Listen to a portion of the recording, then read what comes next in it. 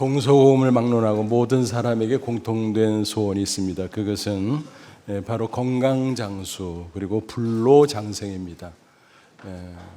무병, 늘 건강하고 또 늙지 않고 그렇게 잘 건강하게 지내면 좋겠다는 것입니다. 특별히 현대인들은 과거 어느 때보다도 건강에 대해서 관심이 많습니다.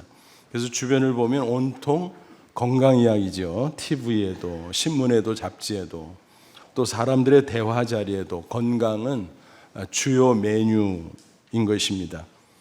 사람들은 좋다고 하면 음식이든 약이든 어떻게 해서든 구해서 먹습니다.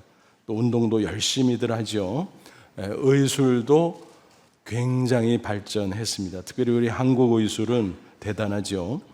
그래서 그런지 예전에 비해서 평균 수명이 굉장히 많이 늘었습니다. 하지만 그 내용을 들여다보면 무조건 건강 장수하게 됐다, 그렇게 좋아할 것만은 아닙니다. 왜냐하면 평균 수명보다 중요한 게 뭘까요?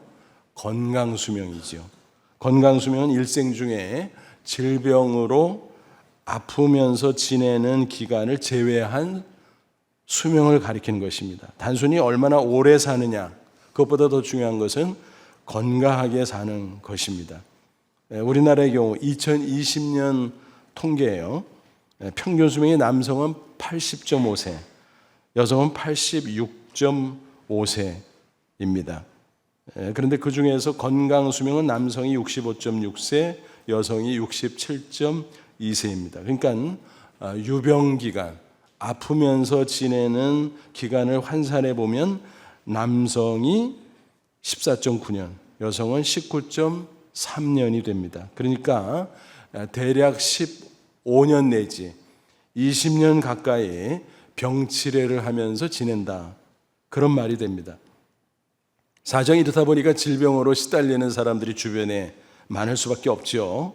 곳곳에 대형 병원들이 우뚝우뚝 세워지지만 그럼에도 불구하고 병원마다 10,000원입니다. 병실 구하기가 어려운 경우도 많이 있죠. 그런 가운데 믿는 그리스도인들은 어떨까요? 천국 백성이 됐지만 역시 육체를 가진 존재라 예외가 아닙니다. 얼마든지 질병에 걸릴 수 있는 거죠. 그러므로 우리 역시 건강에 관심을 많이 가질 수밖에 없습니다. 그리스도인은 어떻게 하면 건강관리를 잘할 수 있지? 또 질병에 걸리면 어떻게 속히 치유할 수 있지? 그런 관심이 있는 것입니다. 인생 만사가 신앙과 연관성이 있는 것처럼 건강 문제 역시 연관성이 있습니다. 그러니까 세상 사람들과는 좀 달라야 되겠죠. 그래서 결론부터 말씀을 드리면 마음 관리를 잘 해야 된다는 거예요. 그게 건강 관리의 가장 중요한 요소인 것입니다. 잠언 4장 23절 보면 잘 하시는 말씀이 나와요. 모든 지킬 만한 것 중에 더욱 내 마음을 지키라. 생명의 근원은 이에서 남이니라. 뭐예요? 마음이 인생을 좌우한다는 거예요. 그래서 마음을 잘 지키면 승리하는 인생, 잘못 지키면 실패하는 인생 될 수밖에 없다는 게, 건강 문제도 마찬가지죠. 마음을 잘 관리하면 건강에 유익이 되고, 마음을 잘 관리하지 못하면 건강에 해가 되고, 그렇다는 것입니다. 그래서 이 시간 마음과 건강의 상관관계를 살펴보면서 어떻게 마음 관리를 잘하고 그래서 건강 관리를 잘할 수 있을까, 그 지혜를 얻을 수 있기를 바랍니다. 아무쪼록 마음을 잘 관리함으로 건강도 유지하고 또 혹시라도 질병에 걸렸을 때 속히 치유해서 남은 생에 건강한 모습으로 늘 승리할 수 있기를 주님의 이름으로 축원합니다. 먼저 마음과 건강의 상관관계를 생각해 보죠. 마음의 상태에 따라서 건강이 좌우된다, 그런 사실 우리가 상식적으로 잘 알고 있습니다만 성경은 아주 특정해서 그렇게 증거하고 있습니다. 오늘 본문이 바로 그거죠. 잠언 17장 22절 마음의 즐거움은 양약이라도 심령의 의심은 뼈를 마르게 하느니라. 아주 짤막하지만 핵심 메시지가 들어있는 말씀입니다. 마음의 즐거움은 양약이다. 양약은 영어 성경 보니까 good medicine, 좋은 약. 다른 말로 하면은 보약, 특효약, 만병통치약 뭐 그렇게 두루 표현할 수 있을 것 같습니다. 그 반면 마음에 근심이 가득하면 뼈를 마르게 한다. 여러분, 신체 가운데 가장 단단한 부분이 뼈잖아요. 그런데 뼈를 마르게 한다? 그러니까 근심이 얼마나 나쁜 건가, 독소구나 하는 것을 알 수가 있습니다. 그러니까 정리하면 기쁨은 마음의 약이고 근심은 마음의 병인 셈인 것입니다. 이런 목사님이 있어요. 김종성 목사님이라는 분인데 그분은 신학, 철학, 심리학 상담학 그리고 심신의학을 공부한 분입니다. 카톨릭 의대 통합의학교실 외래 교수를 역임하기도 했습니다. 그의 책 가운데 의사예수라는 책이 있어요.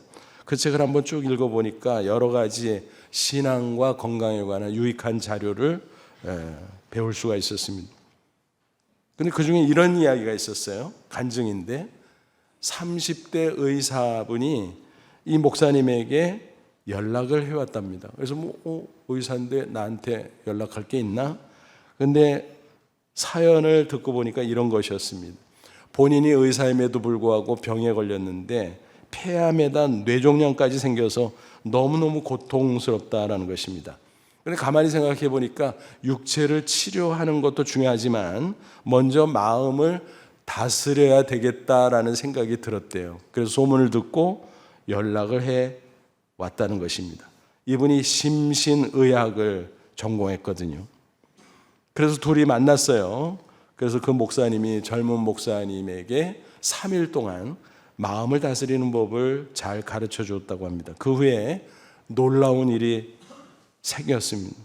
2달이 지났는데 또 연락을 했더래요. 좋은 소식이었습니다. 너무 밝은 목소리로 뇌의 종양이 사라지고 폐에도 거의 조금밖에 남자가 다 사라졌습니다. 잘 치유될 것 같습니다. 그런 이야기였습니다. 그러면서 이렇게 고백했다는 거예요. 예수님이 제 마음도 고쳐주고 육체의 병도 고쳐주고 너무 감사합니다. 여러분 그렇습니다. 예수님은 의사 중에 의사세요. 육체도 마음도 고쳐주시는 전능하신 치유자인 것입니다. 특별히 우리에게 마음을 잘 다스리게 함으로써 건강한 마음을 갖게 하고 더 나아가서 육체의 건강 그리고 혹시 질병에 걸려도 근원적으로 치유해 주신다라고 하는 것입니다. 여러분 우리가 상식적으로 알고 있는 이야기입니다만 육체 질병 가운데 거의 80%가 마음으로부터 유래한다고 하지 않습니까? 물론 질병의 다양한 원인들이 있기는 합니다. 뭐 예를 들어서 유전적 요인도 있고 또 감염돼서 병에 걸리는 경우도 있고 또 환경 오염 뭐 이런 것도 문제지요. 또 나쁜 생활 습관 오래 지속되면 발병이 되죠. 또 스트레스 같은 게 병을 만들기도 하죠. 하지만 마음의 상태에서 질병이 생긴다. 그것은 분명한 사실입니다. 그런 점에서 건강과 신앙은 아주 밀접한 관계를 가지고 있다라고 하는 사실입니다. 그러므로 우리는 살아계신 하나님과 그 아들 예수 그리스도를 믿는 믿음으로 마음을 먼저 잘 관리해야 될 것입니다.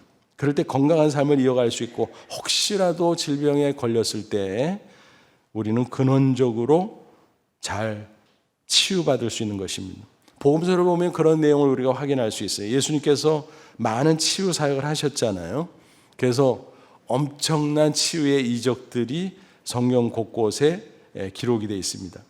그런데 잘 관찰해 보면요, 어떤 병자들의 경우 상당수 예수님께서 육체의 질병을 고쳐주기 전에 먼저 그들의 마음을 고쳐주었다라고 하는 사실을 알 수 있습니다. 예를 들면 요한복음 5장에 보니까 38년 된 병자가 나오죠. 그가 어디에 가 있습니까? 베데스다 목가에. 거기에 수많은 각색 병자들이 옹기종기 모여 있었어요. 그들은 왜 거기에 모여 있을까요? 막연한 기대감을 가지고 전설 같은 게 내려오고 있었어요.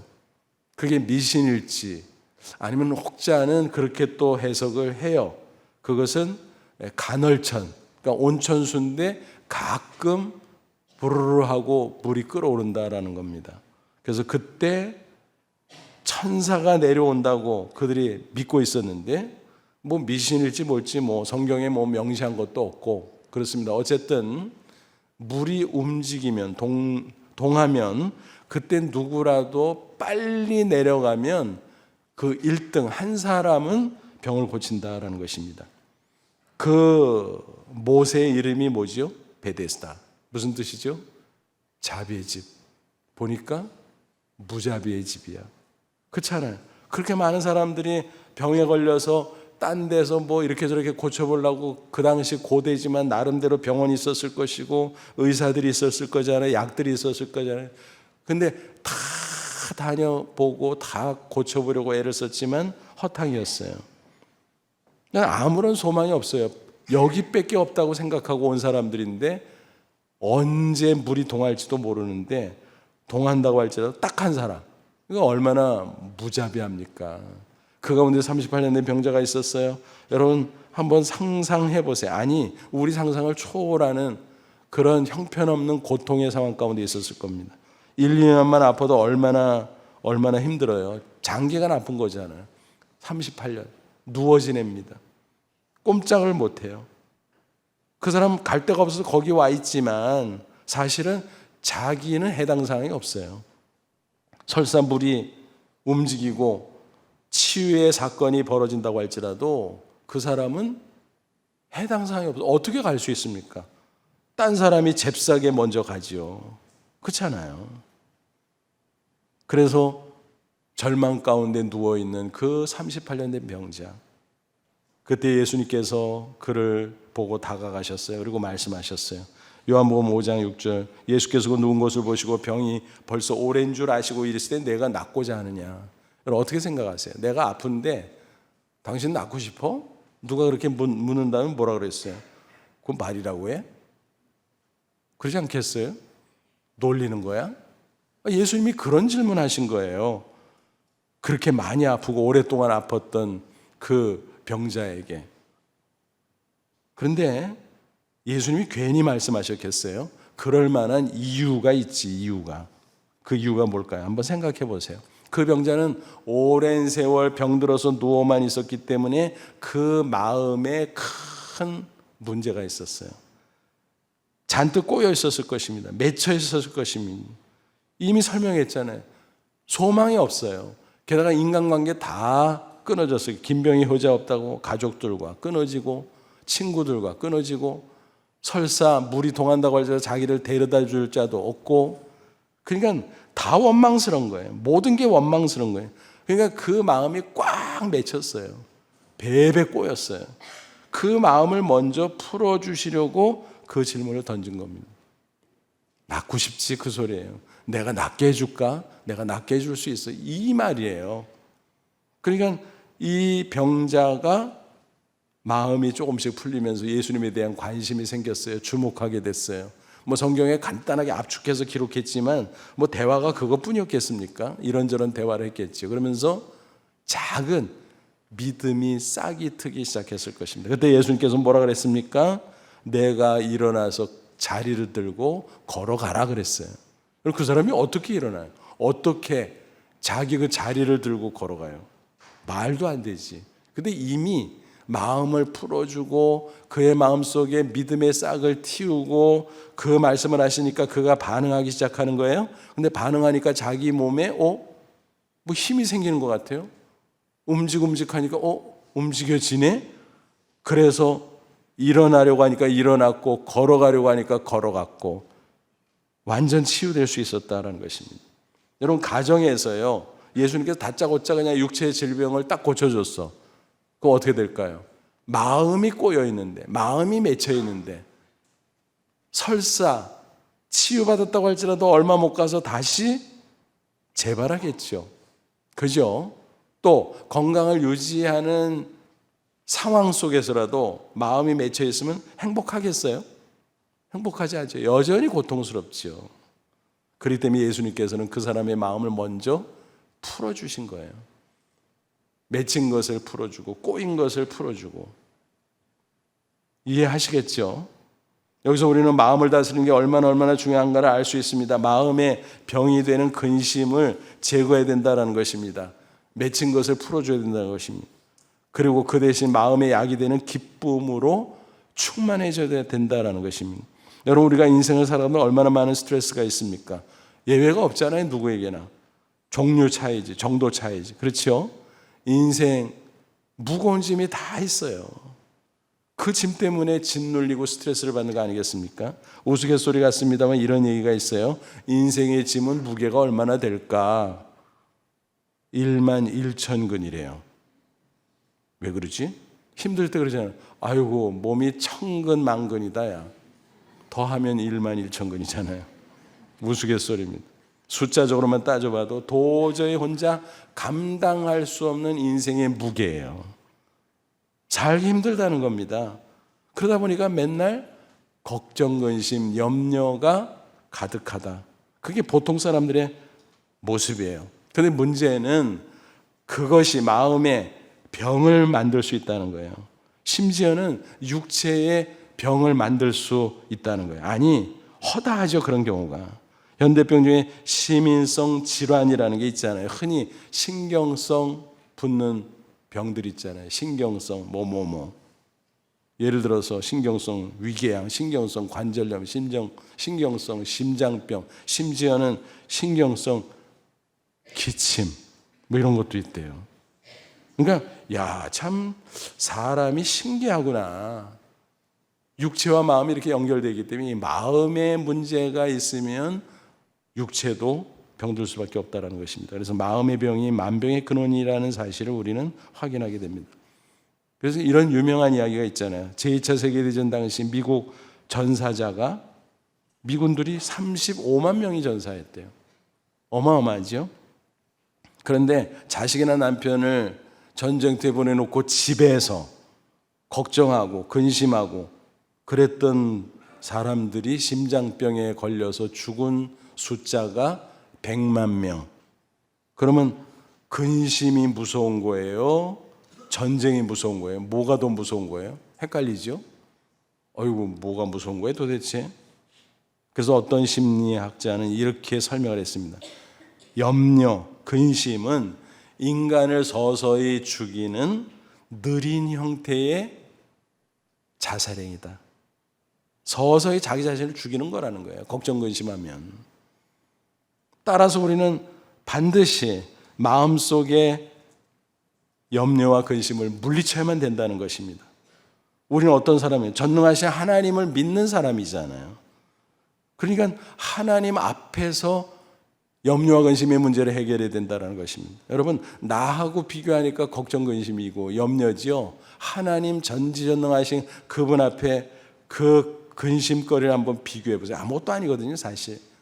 비유해서 설명하면 이런 거예요. 마치 안개와 같다라고 보시면 돼요.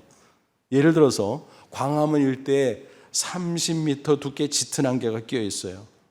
와, 앞도 잘 안 보여. 시야가 가려져 가지고. 대단하죠?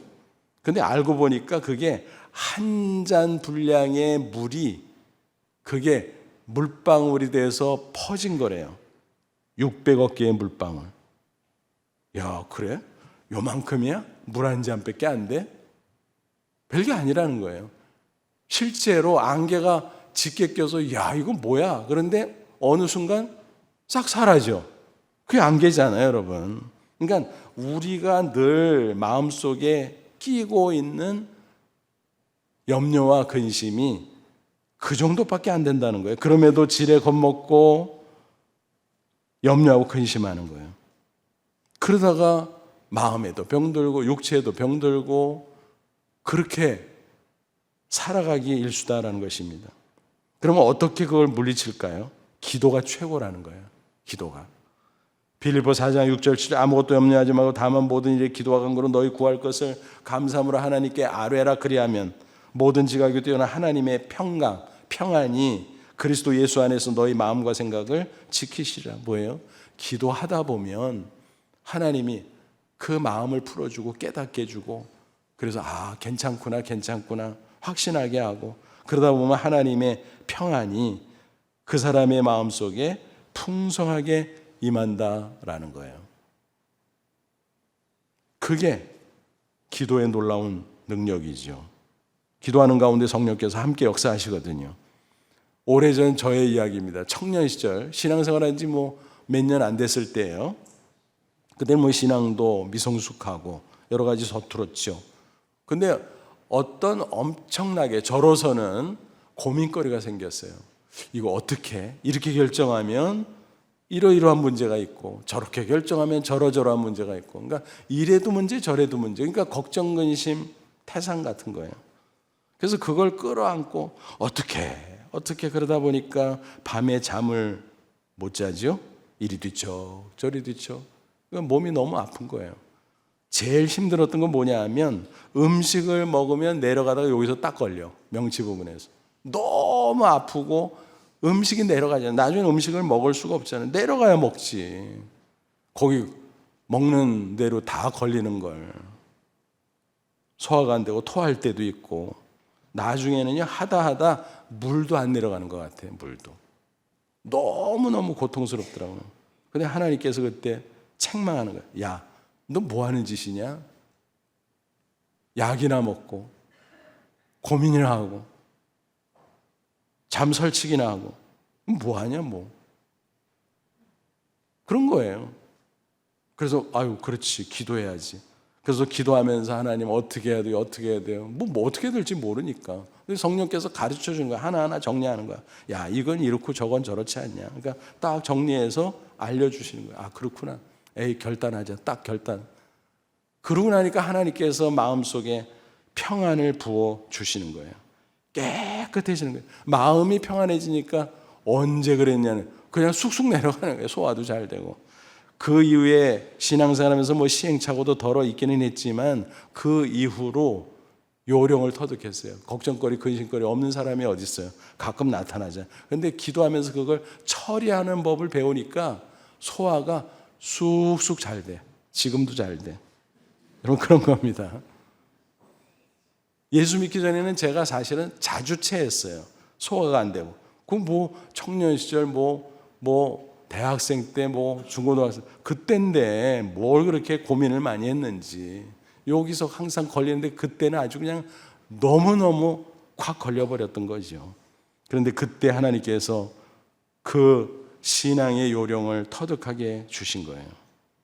그래서 우리가 걱정 근심을 기도로 해결해야 되고, 또 마음속에 서리서리 맺힌 게 있을 수 있어요. 원한, 증오, 상처, 죄책감. 걱정 근심은요 미래적인 건데, 이런 원한, 증오, 상처, 죄책감은 과거적인 거예요. 그죠? 이게 또요 굉장한 독소를 뿜어내는 것입니다. 우리 마음속에. 놔두면 병이 될 수밖에 없는 거예요. 그러므로 이런 경우에는 더욱더 적극적인 기도를 해야 됩니다. 다윗의 시를 보면 그런 거 알 수 있어요. 다윗도요 고난 많이 당했잖아요. 걱정 근심 많았고 울분이 있었고 증오가 있었고, 그렇잖아요. 그거를 기도하면서 풀어가는 그의 모습을 발견할 수 있어요. 시편 32편 3절 보면 그가 하나님 앞에 죄를 지었을 때요, 근데 회개하지 않고 이거를 이 속에 품고 있으니까 그게 가만히 있지 않는 거예요. 막 가책이 되고 마음이 고통스러운 거예요. 내가 입을 열지 아니할 때 종일 신음함으로 내 뼈가 쇠하였나이다. 회개하지 않고 죄를 품고 있으니까 그게 마음에 병이 되고, 심지어는 육체에 어떤 악 영향을 끼쳤느냐, 뼈가 쇠했다 그랬어요. 엉망이 된 거죠. 흥미로운 것은요, 내가 입을 열지 않을 때, 딱 입 닫고 회개하지 않고 고백하지 않고 토해내지 않을 때. 그래서 예전에 우리가 사용하던 개역 한글판 보면 내가 토설치 아니할 때, 토설이라는 단어가 나와요. 토설, 한자로 보면 뭔지 우리가 눈치챌 수 있죠. 뭐예요? 토해내는 거예요. 이 속에 있는 죄악을 다 토해내는, 회개하고 토해내고, 그러면 마음이 시원해진다라고 하는 거예요. 다윗이 그것을 체험했어요. 그래서 죄사함을 받은 자의 기쁨을 노래했어요. 또 시편 140편의 1절 2절 보면은 그거는 배경이 뭐냐면 사울에게 핍박받으면서 쫓겨다니면서 얼마나 두렵고 떨렸겠어요. 근데 한 번은 군사들이 막 쫓아오는 가운데 어디에 숨어 들어가냐면 굴 속에 숨어 들어갔어. 얼마나 한심하고 두려워요. 굴 속에서 치은 치야. 내가 소리내어 여호와께 부르짖며 소리내어 여호와께 간구하는도다. 내가 내 원통함을 그의 앞에 토로하며 내 우환을 그의 앞에 진술하는도다. 하나님은 어떻게 해요? 몸부림치면서 막 소리를 치면서 다 쏟아냈다라는 거예요. 그래서 토로라는 말이에요. 원통함을 토로했다. 토로. 그래서 이렇게 쏟아내는 기도를 토설기도라 그래요. 죄악을 쏟아내고 회개하면서 원한 상처 또 미움 이런 거 다 쏟아내는 거예요. 그럴 때 이 마음 속이 다 청소가 되는 거예요. 깨끗해지는 거죠. 그래서 하나님의 평안이 채워지고, 그 평안은 어떤 평안이라고 그랬습니까? 요한복음 14장 20절에 평안을 너희에게 주노니 곧 나의 평안을 너희에게 주노라. 내가 너희에게 주는 것은 세상이 주는 것 같지 아니하니 너희는 마음에 근심하지도 말고 두려워하지도 말라. 예수님의 평안, 세상이 주는 그런 평안 아니에요. 그거는 정확하면 아니에요. 편안. 그러니까 외적으로 편안한 거예요. 안락한 거예요. 영어로 구분하면 comfortable이죠. comfortable. 근데 예수님이 평안을 주시면 peaceful, 깊이 마음속에 평안한 거예요. 그러니까 속이 편안하지요. 그러니까 육체도 건강해질 수 있다는 것이며, 다른 요인으로 아플 수 있지만은 마음이 막 맺혀가지고 아픈 그런 거는 생기지 않는다라는 거예요. 이보다 더 좋은 건 뭘까요? 평안을 넘어 기쁨이 마음속에 충만해지는 것입니다. 여기서 말하는 기쁨 역시 세상이 주는 일시적인 즐거움, 쾌락, 그건 전혀 달라요. 오늘 본문에 즐거움이라는 말이 있지만 그거는 신령한 기쁨을 가리키는 거예요. 세상의 쾌락, 세상에 즐기는 것, 그거와 차원이 전혀 다르죠. 하나님께서 성령을 통해서 부어주시는 신령한 기쁨. 물론 세상이 주는 즐거움이나 웃음도 기본적으로 유익하긴 합니다. 특별히 웃으면 좋다고 하죠. 그래서 웃음을 연구하는 사람들이 많은데 그 사람들의 연구한 자료나 책을 쭉 읽어보면 흥미로운 내용들을 많이 발견하게 됩니다. 그중에서 이런 것도 있잖아요. 1분을 웃으면 그냥 씩 웃고 마는 거 말고 박장대소 수준, 1분을 크게 웃으면 10분 조깅한 것과 똑같은 효과가 있다. 이런 얘기도 있어요. 어떤 사람의 이야기도 있어요. 대상포진에 걸렸는데요. 엄청 아프다며요. 근데 웃으면 좋다 그래갖고 막 일부러 막 오버해서 막 박장대소하고 포복절도하고 그랬더니 통증이 완화되더래요. 아픈 걸 참을 수 있고 나중에는 스르르 치유가 됐다는 겁니다. 그래서 웃음 치료라는 게 있잖아요. 웃음을 활용해서 마음과 육체, 고통과 스트레스를 경감하는 치료법. 그죠? 그래서 환자를 치료할 때 보조요법으로 활용한다고 합니다. 이 웃음 치료의 선구자로 불리는 노먼 커즌스의 이야기입니다. 그는 본래 의사가 아니에요. 저널리스트 또 작가였어요. 근데 무슨 웃음 치료야? 사연이 있죠.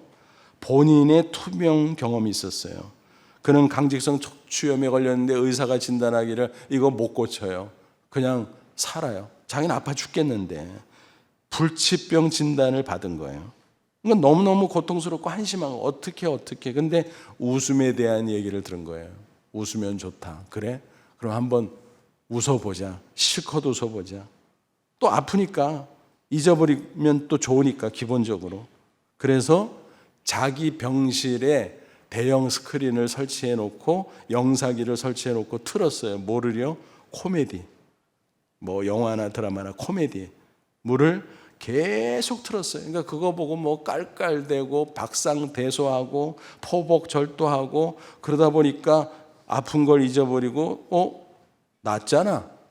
그렇게 됐다는 거예요. 그래서 본격적으로 웃음 치료를 주창하고 또 그렇게 실천하게 되었다는 것입니다.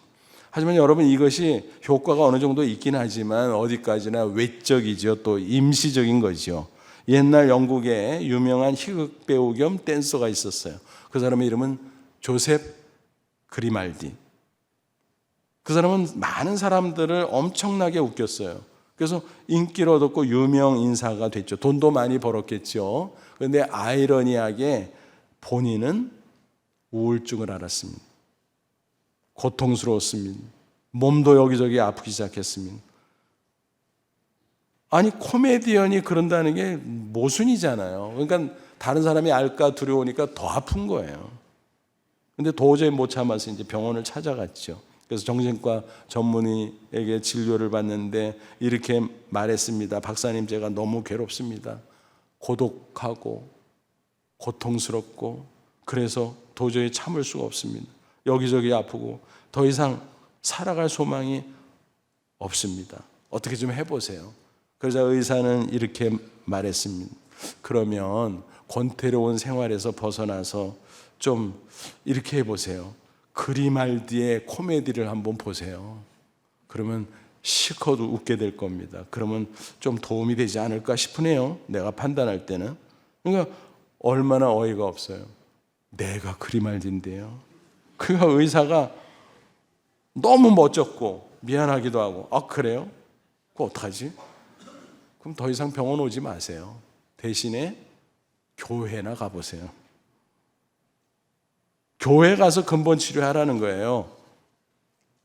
마음에 구원받은 자의 영생의 기쁨을 얻으면 그게 도움이 될 수 있다는 것입니다. 그렇습니다. 근본적으로 구원받고 영생을 얻으면 그 마음속에 신령한 기쁨이 샘솟게 되어 또 충만하게 되어 요한복음 4장 사마리아 여인의 이야기가 나오잖아요.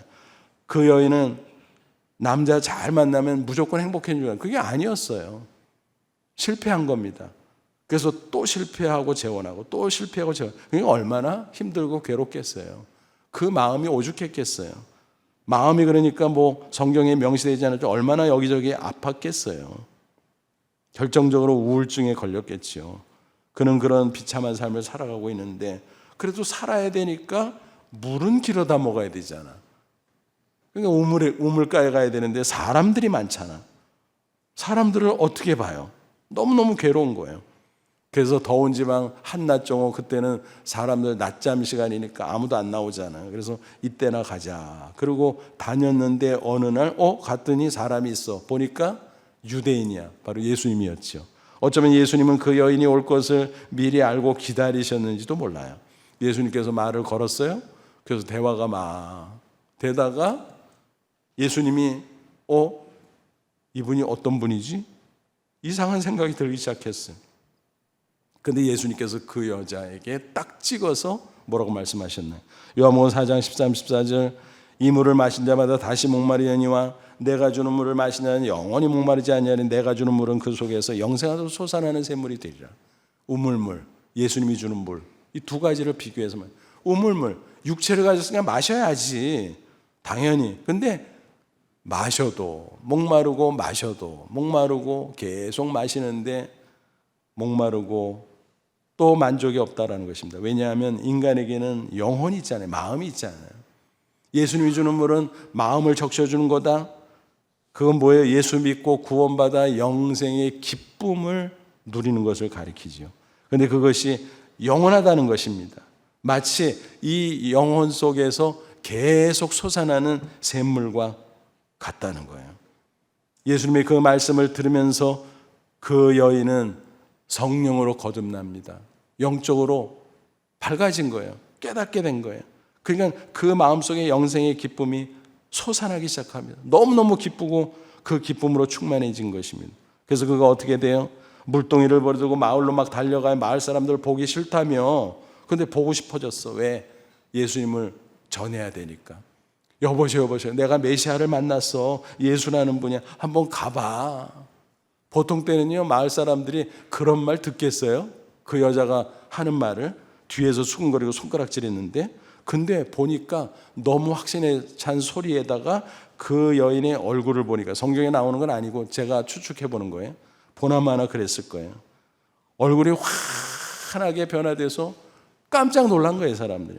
잠언 말씀이 그걸 증거하잖아요. 잠언 15장 13절 마음의 즐거움은 얼굴을 빛나게 하여도 마음의 근심이 심령을 상하게 하는 일. 얼굴에 나타나잖아요. 기쁨이 충만하니까 얼굴이 환해지고 그러니까 그 마을 사람들이 평소에는 비웃고 조롱했는데, 손가락질했는데, 와 저게 뭐야, 뭐가 있다, 가보자 우리도. 그래서 예수님 만났고 말씀 들었고 그들도 구원받고 놀라운 기쁨을 체험하게 됐다는 것입니다. 여러분, 이처럼 기쁨이 그 마음속에 솟아오르니까 신령한 기쁨, 마음의 병이 치유되고 그의 몸도 회복되지 않았을까? 우리는 그렇게 충분히 짐작해 볼 수 있다는 것입니다. 한국의 슈바이처라고 불리던 장기려 박사의 간증이죠. 그분이 계단을 내려오다가 발을 헛디뎌서 아킬레스건이 끊어지는 사고가 있었어요. 치명적인 것이었습니다. 병상에 꼼짝없이 누워있으니까 얼마나 한심해요. 그래도 믿음의 사람이니까 말씀을 보고 기도하고 씨름하다 보니까 그 고통과 그 마음의 낙심이 서서히 해결이 되기 시작했습니다. 그리고 나중에는 성령 충만해졌어요. 아픔을 참아낼 수 있었고 심지어는 감사하고 찬송을 할 수 있었습니다. 그러면서 이런저런 감사 제목이 생각이 났어요. 그러면서 마음에 감사와 기쁨이 차고 넘치다 보니까 놀라운 일이 벌어졌습니다. 기적같이 아킬레스건이 이어졌다라는 것입니다. 그래서 노령이었음에도 불구하고 테니스를 칠 정도까지 치유 회복되었다라는 것입니다. 마음의 기쁨은 이처럼 특효약입니다. 특효약. 놀라운 간증이죠. 이런 원리를 너무나 잘 알고 있었던 바울은 그의 서신에서 곳곳에서 말씀하고 있습니다. 빌립보 4장 4절 주 안에 항상 기뻐하라 내가 다시 말하노니 기뻐하라. 빌립보서는 옥중서신이에요. 감옥 안에 있는 그가 감옥 밖에 있는 성도들에게 왜 그렇게 얼굴이 어두워? 왜 우거지상이야? 얼굴 펴. 주 안에서 기뻐하란 말이야. 그렇게 말씀합니다. 환경과 조건을 초월하는 이 마음 깊은 곳에서 솟아나는 영생의 기쁨, 그것으로 기뻐하라는 것입니다. 또 데살로니가서 5장 16절부터 18절 항상 기뻐하라 쉬지 말고 기도하라 범사에 감사하라, 이것이 그리스도 예수 안에서 너희를 향하신 하나님의 뜻이에요. 다 통하는 거죠. 기도하고 감사하고 그러다 보면 기쁨이 넘치고, 기쁨이 넘치면 마음이 강건하고, 마음이 강건하면 육체도 강건하고, 그러다 보면 하는 일도 잘 돼서 범사에 형통하고, 그게 성경적 원리인 것입니다. 그러면 여러분 특별히 오늘 본문 말씀 꼭 기억하세요. 한 절 짧아, 중요한데 짧아, 외우기가 너무 쉬워. 여러분 다 같이 한번 읽으면서 외워버리세요. 이 귀한 말씀 시작. 마음의 즐거움은 양약이라도 심령의 근심은 뼈를 마르게 하느니라. 아멘. 여러분 마음의 기쁨은 신령한 보약인 줄로 믿습니다. 그 중에서 신령한 기쁨에서 나오는 웃음은 최고의 보약인 줄로 믿습니다. 일반적인 웃음도 효과가 있다고 그랬잖아요. 근데 신령한 기쁨에서 나오는 웃음은 얼마나 놀라운 효과가 있겠습니까? 아무쪼록 이 기쁨, 마음의 특효약인 것을 꼭 기억하시면서 성령 충만한 가운데 기쁨 충만, 또 마음의 건강, 육체의 건강, 범사 형통, 이 놀라운 축복의 주인공들이 다 되시기를 주님의 이름으로 축원합니다. 기도하겠습니다. 이 말씀 붙잡고 기도하죠. 하나님, 그렇습니다. 내가 구원받은 하나님의 자녀라고 하면서도 세상의 이런저런 문제 때문에 스트레스 받고 걱정하고 근심하고, 때로는 하나님 앞에 잘못한 죄 때문에 마음이 무겁고, 또 사람과의 관계, 이런저런 어려운 일들 때문에 상처받은 거, 또 원한을 갖고 울분을 가진 거, 또 미워하고 용서하지 못한 거, 여러분 그 모든 것들 토설하며 기도하게 없어서 말씀으로 충만케 되어 모든 것들이, 악한 것들은 제거되고 오직 기쁨으로만 충만케 하옵소서, 감사로만 충만케 하옵소서. 그래서 마음도 건강, 육체도 건강, 범사 형통하는 축복을 얻게 하옵소서. 우리 다 같이 간절한 마음으로 기도하겠습니다. 하나님 아버지, 은혜와 사랑을 진심으로 감사합니다. 이 시간 주의 말씀으로 우리를 격려하시고 다시 한번 깨우쳐 주심을 감사합니다. 마음의 병에 걸리지 않도록 도와주셔서 걱정, 근심, 울분, 원한, 또 미움, 또 죄책감, 이 모든 것들로 우리의 마음이 독한 것들로 정복당하지 않도록 도와주옵소서. 오직 말씀과 기도로 성령 충만한 가운데 기쁨으로 충만하게 하시고 평안으로 충만케 하셔서 마음도 건강, 육체도 건강, 범사, 형통, 승리의 축복을 얻는 우리 모두가 되도록 하나님 역사에 주옵소서. 예수님의 이름으로 기도하옵나이다. 아멘.